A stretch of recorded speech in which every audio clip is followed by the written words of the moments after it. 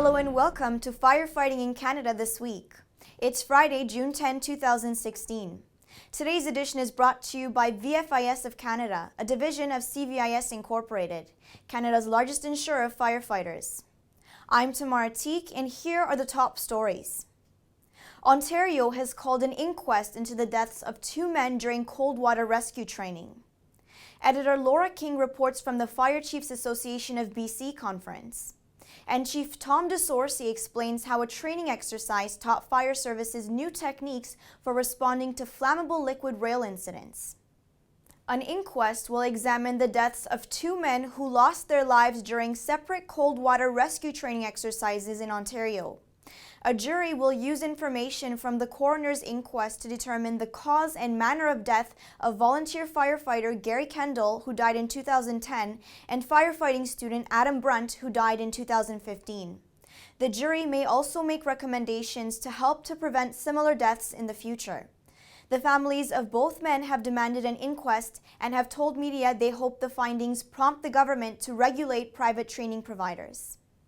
The FCABC conference in Richmond this week focused on practical topics such as training, health and safety, wildfire preparation, and risk assessment. Editor Laura King reports. That's right, Tamar. There were more than a dozen speakers on topics from safety in the fire hall to employment protection for chief fire officers. One session drew considerable attention, an update on the BC training playbook, the provincial standard for structure firefighters. FCABC First Vice President Don Jolly says the playbook is intended to ensure firefighters are properly trained given manpower and service levels. We've had bad outcomes. We don't want them to ever happen again. This standard allows a local jurisdiction to establish a service level to their community and then requires a fire department to meet training standards that meet that service level requirement. A 2-day trade show at the spectacular Richmond Olympic Oval preceded the conference. Thanks, Laura.